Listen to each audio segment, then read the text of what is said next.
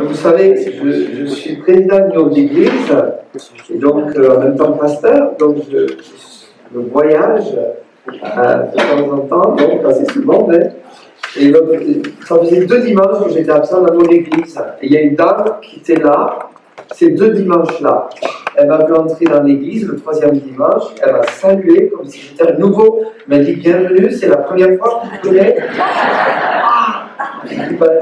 Je suis le pasteur de l'église. Ah bon? Il était temps que je rentre à la maison. Alors, c'est un message que j'ai à cœur, qui sont des réflexions, peut-être quelque chose qui sera un rappel plutôt pour la plupart d'entre nous. Mais récemment, merci Seigneur, il y a 3 semaines maintenant, il y a une dame qui est venue pour la première fois à notre église. Et je prêche Colossiens en ce moment, mais j'avais toute la semaine, c'est comme si Dieu me disait non, prêche sur l'amour fraternel. Et attends, Seigneur, je suis dans mon contrat. Non, Colossiens. Et puis finalement, j'ai prêché ce message. Et c'était la maman d'une dame qui a accepté le Seigneur chez nous, une dermatologue. Sa maman est pédiatre en Orléans. Première fois qu'elle vient à l'église, elle entend le message. Elle notait tout, elle buvait tout ce qui a été dit, tout ce qui a été chanté.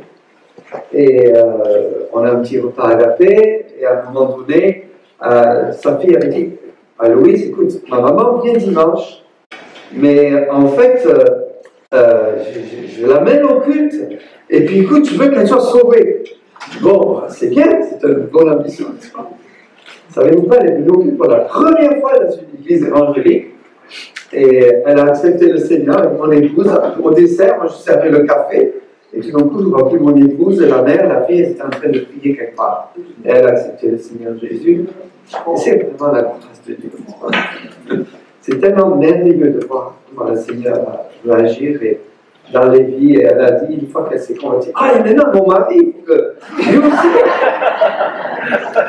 Voilà, c'est juste l'œuvre de Dieu. L'amour fraternel, c'est aussi l'œuvre de Dieu, et bien sûr, c'est très ambitieux en quelques minutes de parler de l'amour fraternel. Je pense qu'il y aurait tellement de choses à dire, n'est-ce pas? Mais je vais essayer de résumer en plus, parce que je confesse que quand j'étais à Martinique, on a beaucoup de temps pour prêcher. Et j'étais à la radio, et la dame me dit, on cherche des messages, etc. Je dis, écoutez, vous pouvez télécharger les messages du site de notre église. Elle a dit, d'accord. Et j'ai dit, mais il y a peut-être un problème, parce que j'ai l'habitude de prêcher assez long, 45, 50 minutes, pas ce matin, on m'a averti. Elle avait dit, ah non, mais il n'y a aucun problème ici. Vous savez, quand un pasteur prêche 30 minutes, on dit, ah, il n'a pas beaucoup travaillé. Quand il prêche 45 minutes, ah, il a vraiment bien travaillé. Et puis quand il prêche une heure, ah, il a vraiment travaillé. Donc je vais essayer de bien travailler en quelques minutes. Voilà. Prions s'il vous plaît. Notre Père, nous te demandons grâce dans nos vies. Tu as fait grâce à cette dame qui est venue dans notre église pour la première fois. Et tu continues, une fois qu'on est sauvé par grâce, de nous faire vivre dans ta grâce. Et nous te donnons toute la gloire, Seigneur Jésus. Amen. Gloire. Amen. Alors, je vous invite à lire avec moi le psaume 133. Vous le connaissez, je suis sûr. Psaume 133, cantique des degrés de David. Voici, ô qu'il est agréable, qu'il est doux pour des fêtes de nos ensemble, c'est comme l'huile précieuse qui est répandue sur la tête, descend sur la barbe d'Aaron, qui descend sur le bord de ses vêtements. C'est comme la rosée de l'Hermon qui descend sur la nuque. Les montagnes de Sion, car c'est là que l'Éternel envoie la bénédiction. La vie pour l'éternité. Il y a une bénédiction lorsque les enfants de Dieu sont rassemblés. La bénédiction est évidemment ici symbolisée par l'onction, n'est-ce pas, que le souverain sacrificateur recevait. Je ne sais pas si vous vous êtes imaginé, mais de l'huile qui coule le long d'un visage avec une longue barbe, ça me fait un peu sourire, n'est-ce pas? Je pense que ça peut être assez bizarre de voir ça. Vous avez déjà essayé de mettre de l'huile sur quelqu'un? On fait des fois une onction d'huile, mais c'est un peu plus discret, n'est-ce pas, en termes de volume d'huile. toute une barbe. Donc ça symbolisait vraiment que l'onction devait se faire entièrement. Mais évidemment, c'est comme la rosée de l'Hermon aussi, le deuxième symbole qui descend sur les montagnes de Sion. Quand on se tient proche du Seigneur, de la source abondante de Christ, alors on est rafraîchi comme la rosée du matin. Il y a un autre passage que j'aimerais vous lire. Alors il y aurait énormément de passages, c'est en Jean 13. Jean 13 commence le ministère privé du Seigneur avec ses disciples. Il a passé beaucoup de temps à enseigner les foules, à enseigner ses disciples. Mais là, avant de mourir, Jésus prend ses disciples. Et il dit qu'il met le comble à son amour dans le sens qu'il lave les pieds des disciples. C'est de toute beauté dans le chapitre 13. Mais ici, ce qu'il leur apprend, c'est le service dans l'humilité. Le service dans l'humilité. Puis au verset 34 du chapitre 13, il dit « Je vous donne un commandement nouveau, aimez-vous les uns les autres comme je vous ai aimés. Vous aussi aimez-vous les uns les autres. À ceci, tous connaîtront que vous êtes mes disciples si vous avez de l'amour les uns pour les autres. » S'il y a bien un signe qui doit être visible dans l'Église de Jésus-Christ, c'est l'amour. Et personnellement, je suis heureux d'être avec vous ce matin. J'ai été très bien accueilli. On voit vraiment qu'il y a l'amour dans notre Église. Les quelques frères et sœurs que j'ai salués ont vu l'amour de Christ dans leur cœur, et gloire à Dieu pour cela. Mais moi, ce qui m'a fait réfléchir, à un moment donné, je dis, pourquoi commandement nouveau? C'est pas nouveau de s'aimer les uns les autres. Tu aimeras l'Éternel, ton Dieu, tout ton cœur, toute ton âme, et puis tu aimeras ton prochain comme toi-même. Donc, aimer, c'est pas nouveau. Par contre, ce qui est nouveau, je parle dans ce verset, c'est que Jésus dit, aimez-vous les uns les autres comme je vous ai aimé. Nous avons le privilège d'avoir été scellés du Saint-Esprit, d'avoir l'Esprit de Dieu en nous, la présence de Christ. Et par cette présence, nous pouvons aimer, mais maintenant selon comme Christ nous a aimés. C'est une autre étape, n'est-ce pas, l'Ancien et Nouveau Testament, nous sommes scellés du Saint-Esprit et nous apprenons à aimer. Je me souviens des gens qui m'ont, dans mes études d'architecte, je suis allé faire un stage chez l'architecte. Lui et sa femme étaient chrétiens, je ne savais pas trop qui ils étaient en fait, mais j'ai vu dans leurs yeux qu'ils avaient quelque chose que je n'avais pas. Je ne savais pas ce qu'ils avaient, mais j'avais envie d'avoir ce qu'ils avaient. Dans leurs yeux, je voyais quelque chose, mais je ne savais pas que c'était l'amour de Christ. Mais ça m'attirait jusqu'à ce que je me convertisse, enfin que Dieu ait pitié de moi plutôt, et m'attire à lui. Vous savez, je crois dans un livre qu'il a écrit au sujet des critères de croissance d'église, il dit qu'un des critères d'une croissance d'église, c'est l'amitié fraternelle. C'est la qualité de l'amour fraternel qu'il y a entre les frères et les sœurs. On appelle ça la communion fraternelle, koinonia du grec, qu'on trouve 20 fois dans la Bible, 17 fois dans différents versets. L'origine du mot koinos, excusez, juste un mot grec, ça va. Koinos qui signifie commun à plusieurs personnes. Nous sommes ensemble, il y a quelque chose de commun, mais que nous partageons aussi les uns les autres. Alors, je ne sais pas dans quel sens, je n'ai pas fait l'exercice avant de...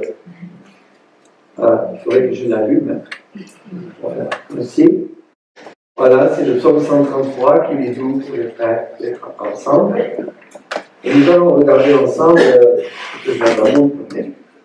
D'accord, donc là, la source de la koinonia, le 25e la koinonia, le fruit de la koinonia, un projet bien ambitieux pour ce matin, n'est-ce pas? Mais le Seigneur dit dans l'acte des apôtres, persévérer dans l'enseignement des apôtres, dans la communion fraternelle de la fraction du pain. Vous savez, on a tendance, enfin, même dans notre Église, nous avons un programme, nous avons beaucoup d'activités. Le programme de Dieu dans les actes des apôtres dans l'Église primitive était relativement simple. La prière, l'enseignement, la communion. Ils partageaient beaucoup de choses ensemble.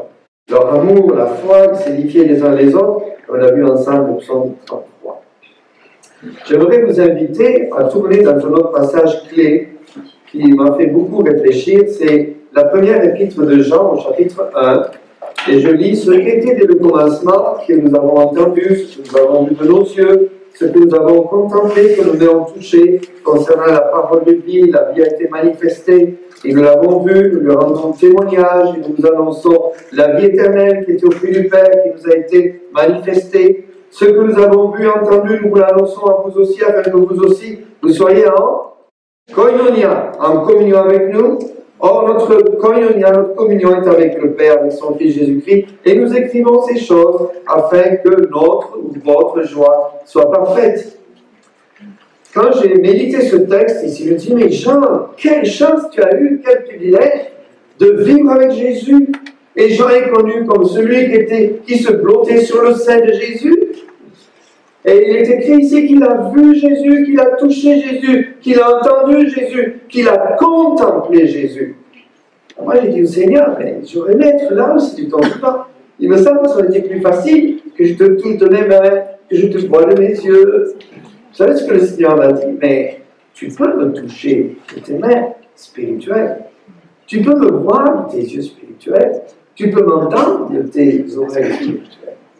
En fait, nous avons le même privilège, même si nous n'avons pas vécu avec le Seigneur Jésus sur la terre, d'être en communion avec Jésus. Et Jean, il déborde tellement de cette communion qu'il a envie de la partager avec d'autres pour que leur joie, sa joie, soit parfaite, soit complète.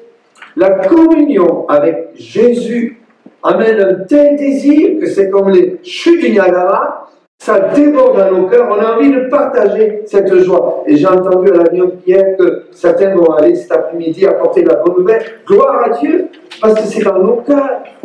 Parce que c'est l'intimité avec Christ qui fait qu'on est poussé à partager cette communion avec les enfants de Dieu, mais aussi à partager cette vie d'amour avec le monde perdu. La source de la communion, c'est notre Seigneur Jésus. C'est notre Père céleste. Et nous avons ce privilège d'être en communion avec Dieu. Il vous affermira aussi jusqu'à la fin pour que vous soyez irréprochables au jour de notre Seigneur Jésus-Christ. Dieu est fidèle, lui qui vous a appelé à la koinonia de son Fils, la communion de son Fils, Jésus-Christ notre Seigneur. En fait, Dieu est fidèle. Je ne sais pas vous, mais bon, je vais vous dire mon âge, je n'ai rien à cacher, hein. C'est bon, 67 ans. Ça fait quelques années maintenant que je connais le Seigneur, 47 ans. Au début de ma vie chrétienne, je me disais, mais c'est tellement beau, je me souviens quand j'étais au pied de mon lit, j'ai confessé à Dieu les péchés. Pour la première fois de ma vie, j'ai ressenti l'amour de Dieu. Il était sauvé ce soir-là. Et merci Seigneur. Quelle expérience de connaître, de toucher l'amour de Dieu le Père. C'est extraordinaire. Je me disais, mais est-ce que ça va durer? J'étais plein de crainte. Est-ce que ça va durer? Qu'est-ce qui va se passer demain et après-demain? Je me connais, je suis pécheur, n'est-ce pas? C'est ma nature. Qu'est-ce qui va se passer? Ben oui, Dieu est fidèle. Si nous confessons nos péchés, il est fidèle et juste pour nous. Pardonner, purifier. De tout péché. Il n'y a pas un péché que Jésus ne puisse pas pardonner. Le diable nous fait croire qu'on a tellement péché, oh non, on est tellement dégoûtant maintenant, on ne peut pas de se présenter devant Dieu. Et oui, justement, parce que Dieu veut pardonner n'importe quel péché dans la vie du croyant. Et quand j'en parle ici, il parle des croyants. Si nous confessons nos péchés, il s'adresse aux croyants. Mais dans ce texte d'un Jean, si on y revient, il dit la nouvelle que nous avons apprise de lui, que nous vous annonçons, c'est que Dieu est lumière et qu'il n'y a point en lui de ténèbres. Si nous disons que nous sommes en koinonia, communion avec lui, et que nous marchions dans les ténèbres, nous mentons, nous ne pratiquons pas la vérité. Mais si nous marchons dans la lumière, comme il est lumière dans la lumière, nous sommes mutuellement en koinonia, communion. Et le sang de Jésus, son Fils, nous purifie de tout péché. J'ai remarqué dans ma vie, quand Dieu me parle, si je fais un peu la sourde oreille, je me détourne de sa lumière. Vous savez quoi? Je rentre dans les ténèbres. Et je ne peux pas entrer dans les ténèbres. Si Dieu me parle, je veux l'écouter. Par ta lumière, je vois la lumière. Et qu'est-ce que Dieu éclaire dans ma vie? Mais des choses qui ne sont pas vraiment belles. Et je n'oserais pas vous passer sur cet écran ma vie, même en tant que croyant, parce que j'aurais vraiment honte. Il y a des choses que Dieu m'éclaire dans ma vie, mais j'en ai vraiment honte. Et je dois le confesser à Dieu. Et si Dieu me met en lumière les choses pour être purifié par son sang, alors je reste en communion avec lui. C'est par pure grâce. Mais à ce moment-là, je suis aussi en communion avec les frères et et sœurs. La communion avec Dieu est brisée à cause de notre péché. Mais la communion avec les frères et sœurs, elle est brisée à cause de notre orgueil, de notre égoïsme, de nos péchés. Mais si je confesse et j'accepte de me voir comme Dieu me voit à la lumière de sa parole, de son esprit, alors je suis en communion avec lui. Et je peux être en communion avec mes frères et mes sœurs parce que je suis purifié par le sang de Jésus. Si je ne prends pas le temps d'être purifié, je ne peux pas marcher dans la lumière. Et Dieu veut me faire marcher de mieux en mieux, n'est-ce pas? Comme un père qui prend soin de moi, son enfant. Et j'accepte cette relation d'amour, de grâce et de miséricorde dans ma vie. Que la grâce du Seigneur Jésus-Christ, l'amour de Dieu, la communication, communion, koinonia, dans l'original du Saint-Esprit, soit avec vous tous. C'est beau l'Église. C'est la beauté du royaume de ce terre. C'est extraordinaire l'Église. L'amour versé dans les cœurs les uns sur les autres. Alors, vive la lumière, prenez son péché. On va regarder les fruits de l'amour, si vous permettez. Tout d'abord, la charité. Évidemment, quand on parle de l'amour, on a en tête 1 Corinthiens 13, l'amour est patient, il est plein de bonté, etc. Et c'est vrai que c'est comme une rose, quand on a envie de regarder un peu comment c'est fait. Alors on enlève les pétales, mais de suite on voit comment c'est fait, mais on enlève la beauté de la rose. Et quand on parle d'amour de 1 Corinthiens 13, c'est un peu la même chose. Si on dit l'amour est patient, oui, on va parler de la patience de l'amour, on va parler de la bonté de l'amour, mais c'est comme déjà enlever un petit peu une facette de ce diamant, un multiple facette qui brille. L'amour, c'est un tout. Et c'est extraordinaire de vivre dans cet amour qui nous est donné. Je me souviens quand j'ai fait mon service militaire, je ne sais pas si d'entre vous ont fait leur service militaire, je ne sais pas de demander de lever la main, oui, quelques-uns. Ah ben voyez, bon, je ne suis pas trop seul à avoir fait. Et je me souviens, mon lieutenant, il s'est moqué de moi parce que j'étais chrétien, j'avais fait un article sur le journal à Besançon. J'ai un compagnie de combat, imaginez-moi, qui ne voulait pas faire de service militaire, toucher une arme. Enfin, ceci dit, bref, à un moment donné, on apprend le rappel. C'est le rappel de se tenir en porte là. Et à un moment donné, mon lieutenant me choisit pour expérimenter le premier devant tous comment lui, tenant la corde de ça, va permettre que quelqu'un descende d'une falaise. Et tout d'un coup, j'ai réalisé que toute ma vie dépendait de mon lieutenant, qui ne m'aimait pas et que je n'aimais pas. Et j'ai compris que ma vie dépendait de lui. J'ai dit, allez-y. Et moi, je crispais, je n'étais pas capable de descendre. C'était le cobaye, n'est-ce pas? Nous avons besoin de grâce, n'est-ce pas? Moi, j'ai sauté un peu, excusez-moi. Bon, ceci dit, j'ai fait une bonne chose quand même dans mon service militaire. J'étais décorateur avec d'autres personnes pour décorer une immense salle de fête pour le bal de garnison des officiers, etc. Ouais. Et alors, bon, je passe les détails, mais j'ai eu l'idée de faire une immense fontaine avec la récupération de grosses boîtes, vous savez, de cantines. On les a martelées, enfin, plein de personnes ont fait ça, on les a soudées, et puis finalement on a fait des couronnes. Et le principe avec une pompe à eau, c'était de remonter l'eau en haut, et il fallait que chaque grosse canne soit remplie pour déverser, etc.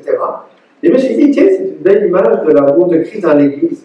Si chacun de nous on est rempli d'amour, alors on peut déborder sur les autres. Vous savez, on a tendance dans l'Église à toujours recevoir. C'est un peu la comparaison entre la mer morte et la mer de Galilée. La mer morte, elle est vraiment morte. Je m'y suis baigné dedans.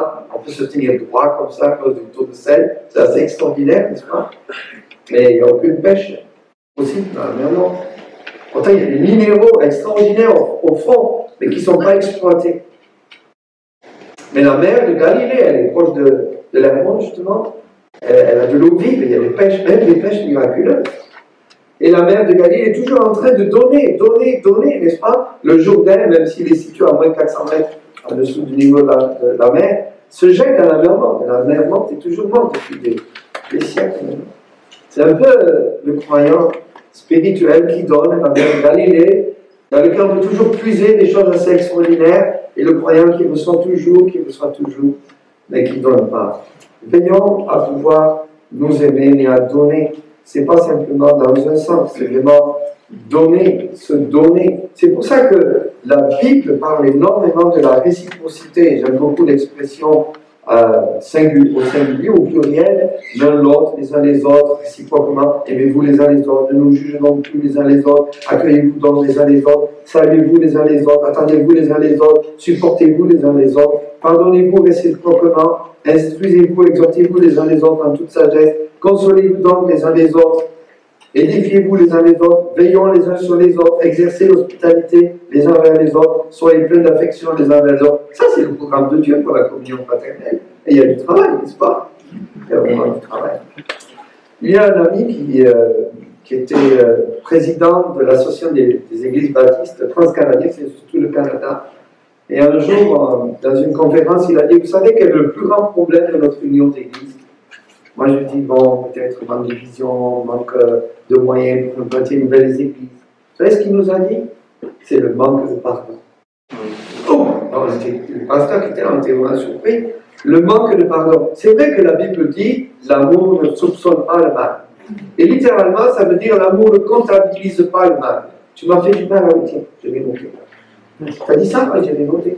L'autre jour, tu m'as salué, mais c'est pas terrible quand même. Et puis là, tu as dit un mot, tu as eu un regard, je ne sais pas, je suis pas sûr, bah, ok, je note. De temps en temps, on regarde le cahier, oh, et tu veux que je te pardonne?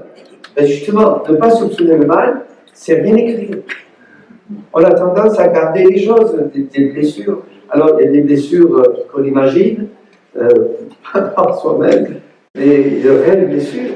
John MacArthur a dit, vous l'avez entendu dans les conférences au Québec, où nous étions, n'est-ce pas, un certain temps, avec la famille, il a dit, une des plus grandes douleurs dans le ministère, dans l'Église, c'est la rupture relationnelle. Ah, ça, j'ai toujours gardé ça. La rupture relationnelle. La rupture relationnelle. Alors, pardonner, c'est vraiment apprendre à vivre les uns les autres. Avoir sa place aussi. Je parle, peut-être c'est pas assez clair ici, mais c'est une petite illustration. C'est comme une pierre ici de l'édifice qui s'en va. Il dit, bon, je ne sers à rien. Et puis il y a des autres qui disent, il y en a un qui s'enrhume parce qu'il y a un courant d'air. Il manque une pierre, mais il y a un courant d'air, SOS, et l'église va mal. Mais l'autre dit, non, mais moi je suis parti, je ne sers à rien. En fait, dans l'église, chacun a un don. Chacun a sa place, il y a une place pour chacun. Moi, en tant que pasteur, je lutte avec ça, je vous confesse, je dois dire que il me semble que je n'arrive pas, et bien sûr c'est le Seigneur qui va le faire, mais chacun de nous, on a une place dans l'église. Chacun doit être engagé. Le corps de Christ a besoin de chacun de ses membres. Vous êtes précieux devant Dieu. Vous êtes irremplaçables. Irremplaçables. Parce que Dieu vous a placé dans une église, vous avez votre place. Vraiment votre place. Alors j'ai illustré ça un peu par la cordée des alpinistes, n'est-ce pas? Il y a une tombe parce qu'il y a une crevasse, donc on tire, on se soutient les uns les autres. Puis aussi, le fruit de la communion, c'est l'unité. En Philippiens, si vous lisez le chapitre 2, les premiers versets, c'est un appel tellement profond, c'est un des plus beaux passages. Excusez, je suis chauvin un petit peu. Mais toute l'écriture est magnifique. Et dans ce passage, on voit l'humiliation de Jésus. Paul dit, vous avez un problème, vous manquez un peu d'unité. Il y avait deux sœurs qui semblaient un peu se chicaner. On dit deux sœurs, bon, c'est pas terrible, hein, c'est pas si grave que ça. Non, Paul, il ne voulait pas de brèche. Il ne voulait pas de brèche dans laquelle l'ennemi pouvait entrer. Il leur dit, voilà, l'unité a pour équation l'humilité. Et vous n'avez pas compris, je vais vous dire comment Dieu s'est humilié en Christ. Comment Christ est descendu de la gloire pour se faire homme et s'incarner. Et dans le texte, il y a 7 étapes d'humiliation du Seigneur qui a renoncé à tout pour nous. Alors face à l'humiliation de Jésus, qui sommes-nous pour encore exercer nos prétentions, nos arrogances, notre orgueil naturel, n'est-ce pas? L'humilité, l'équation de l'humilité, c'est l'humilité plus l'amour et la vérité. Quelqu'un a dit, on ne peut pas sacrifier la vérité sur l'autel de l'amour. L'unité, c'est vrai qu'on a besoin de focaliser, on a besoin de mettre le focus vraiment par la parole de Dieu. Nos lentilles, notre façon de voir l'Église, voir les frères et sœurs, doit être vraiment liée à l'étude des Écritures et à la prière. On a eu ces jours-ci des conférences pour le réseau frère. Une conclusion, c'est qu'on ne prie pas assez. Luther disait bien étudier, c'est bien prier, c'est bien étudier. Nous ne passons pas assez de temps à voir l'Église comme Dieu veut la voir, comme il la voit. Nous avons besoin de prier, d'être à genoux. Les Coréens du Sud, pendant des années, se sont levés à 5 heures du matin pour prier, pour pas qu'ils soient envahis par la Corée du Nord. Et ils savent prier, les Coréens. Et nous, dans nos réunions, quel est le pourcentage de temps qu'on passe à la prière? Voilà, j'ai illustré l'unité et puis la force que donne l'unité de l'Église par cette image. Je ne sais pas si quelqu'un reconnaît cela. Hein? Vous êtes déjà allé dans les Pyrénées? C'est le Four d'Odéo. Fort-Honneur, côté Fort-Honneur. C'est un des endroits les plus ensoleillés en Europe. 3000 heures de soleil. C'est beau, hein, le soleil. Et donc, il y a cette expérience du Four d'Odéo où en quelques secondes, ici c'est le four qui est là, en fait, en quelques secondes, on atteint des milliers de degrés. Alors j'ai trouvé ça sur Internet, il converge vers une cible, donc les rayons, au sommet d'une tour centrale, vous l'avez ici. Cette cible a à peine 40 cm de diamètre. Cela revient à concentrer l'énergie de 10 000 soleils. On peut obtenir en quelques secondes des températures supérieures à 3500 degrés. La Bible dit, vous êtes le sel de la terre, ça préserve la corruption, mais ça donne goût aussi. La lumière du monde. Quand tous les enfants de Dieu, bon, ça c'est une parabole, et donc il y a un certain angle, chaque miroir un angle pour optimiser, n'est-ce pas, la réflexion du soleil sur le feu. Et moi j'aime beaucoup cette image. Parce que si chacun de nous, on est comme un miroir, on est dans le bon angle avec le Seigneur, il y a une puissance dans l'Église. Il y a une puissance. Nous minimisons la puissance d'être un corps. Mais c'est une puissance que nous avons. Parce que nous sommes le sel de la terre. Ce n'est pas les témoins de Jéhovah qui vont frapper à votre porte, qui amènent la lumière, le sel de la terre. Pourtant, ils en font du prophétisme. Mais nous, juste brillons. Brillons comme des flambeaux. Christ veut nous amener à briller et à refléter sa gloire.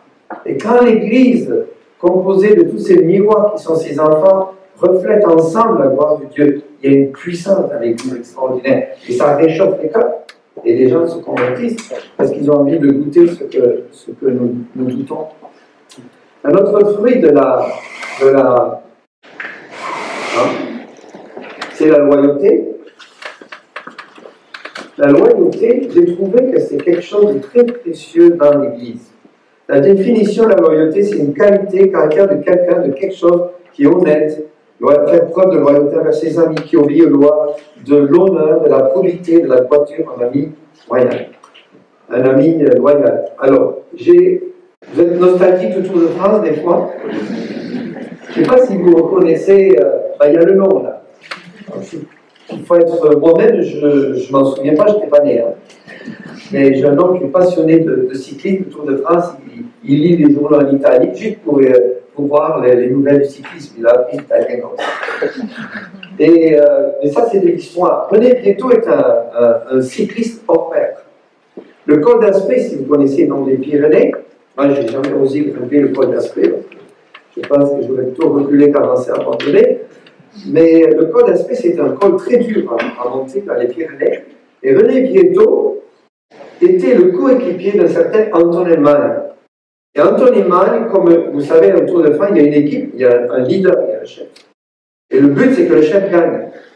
Mais René Pietto était meilleur que son chef. Et à un moment donné, il a monté le col d'Aspet, il a redescendu. Et là, à l'époque, il n'y avait pas les voitures qui suivaient avec les vélos. Antonin Mann avait crevé, avait cassé sa roue. C'était des roues faites en bois, il faut dire. Vous savez ce qu'a fait René Pietto? On l'a averti, il a remonté le col d'Aspet, il est descendu, il a amené sa roue à son chef. Et le chef a gagné. Et il avait gagné le Tour de France, René Pietto, ce jour-là. Il avait tellement d'avance sur Antonin Mann. Anthony Mann a gagné le Tour de France cette année-là.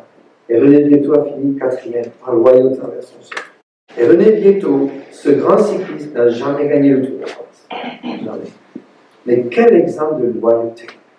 Vous savez envers qui on doit être loyal? Le Seigneur Jésus. C'est lui notre chef. Dans l'Église, c'est lui qu'on veut voir gagner. Amen. Contraire de nous, gloire à Dieu. Qui croit, c'est que je diminue. C'est quand on est vaincu qu'on est vainqueur, en fait. Et c'est beau de laisser la place au Seigneur Jésus. Et quand c'est le cas dans l'Église, c'est magnifique. Un autre aspect que j'aimerais souligner, c'est la langue.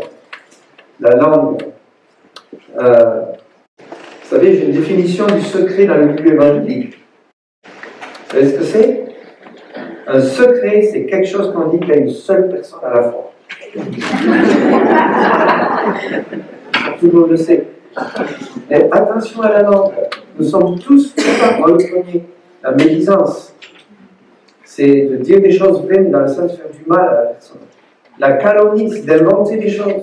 Une fois, j'étais l'objet d'une calomnie, mais qui m'a vraiment blessé au plus profond de mon cœur, parce que ça remettait en cause mon intégrité de pasteur. Mais c'était vraiment une blessure profonde. Parce qu'on va être intègre devant Dieu, mais si on est accusé de calomnie, c'est le mensonge de la calomnie. Et Satan, vous savez qui il est, le calomniateur. Alors la langue, veillons, parce que c'est un mal parfois terrible. La Bible ne parle point mal les uns des autres. Celui qui parle mal d'un frère ou qui juge son frère parle mal de la loi et juge la loi. Et quand on parle mal de quelqu'un, on le vise d'un doigt. Comme a dit quelqu'un, il y a 3 hommes qui me regardent. On a tendance à accuser facilement.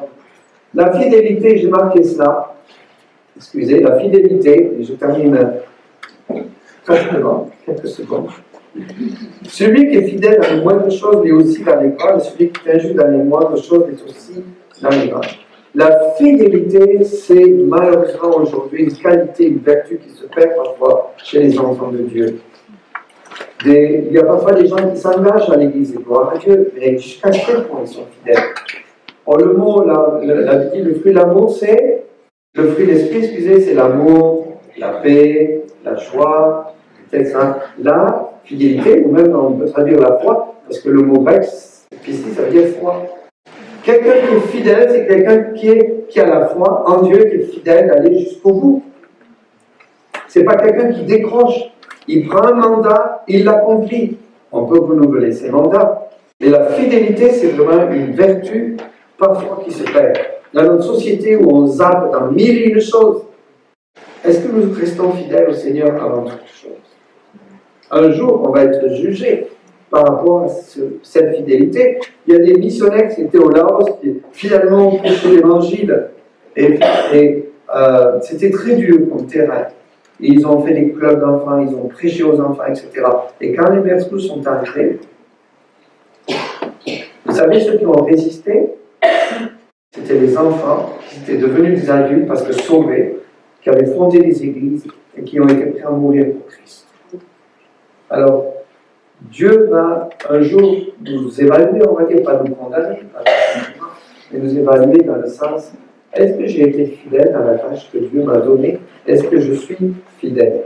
Un dernier aspect, c'est l'amour fraternel sincère, ayant purifié vos âmes en obéissance à la vérité pour avoir un amour fraternel sincère, aimez-vous ardemment les uns les autres, de tout votre cœur. Waouh, ça engage le cœur, les relations fraternelles. Ardemment, on peut traduire intensément, sincère. J'ai trouvé dans l'original, ça veut dire sans hypocrisie. Alors j'ai une petite blague, je termine avec ça. Nous sommes les chrétiens qui nous réunissons le dimanche. On ne se réunit plus le samedi. Les gens qui se réunissent le samedi, on les appelle les sabbatistes, non? Et nous, on se réunit le dimanche et on se voit, ça va, oh ouais, ça va, oh ouais, ça va. Moi, je les appelle des sabbatistes. Parce que tout le monde va bien, alors que parfois ça ne va pas bien. Parce qu'on n'ose pas dire, prie pour moi, frère, je suis en lutte dans tel combat, etc. Attention à être vrai dans nos relations, qu'il y ait de la sincérité, qu'il n'y ait pas une espèce d'hypocrisie. Nous devons apprendre à être sincères dans notre communion. Alors ce matin, on a vu rapidement que la source de la communion, c'est notre Seigneur, gloire à Dieu. Si nous sommes ensemble, parce que c'est Dieu qui nous a réunis, gloire à Dieu. La communion est maintenue par la confession, la vie dans la lumière, par le sang de Jésus qui nous purifie de tout péché. Et le fruit de la koinonia, c'est l'amour, qui inclut la charité, la libéralité. Je ne l'ai pas mentionné, mais koinonia veut dire aussi prendre part, comme les Macédoniens qui ont pris part à la collecte pour les Juifs à Jérusalem, l'Église qui était dans la famille, la solidarité, l'unité et la loyauté. Prions, s'il vous plaît. Notre Père Céleste, merci de ce rappel de quelques points, principes sur la koinonia. Donne-nous d'être humbles pour apprendre à vivre les uns avec les autres, une qualité de vie qui t'honore, qui te glorifie. Amen. Merci beaucoup.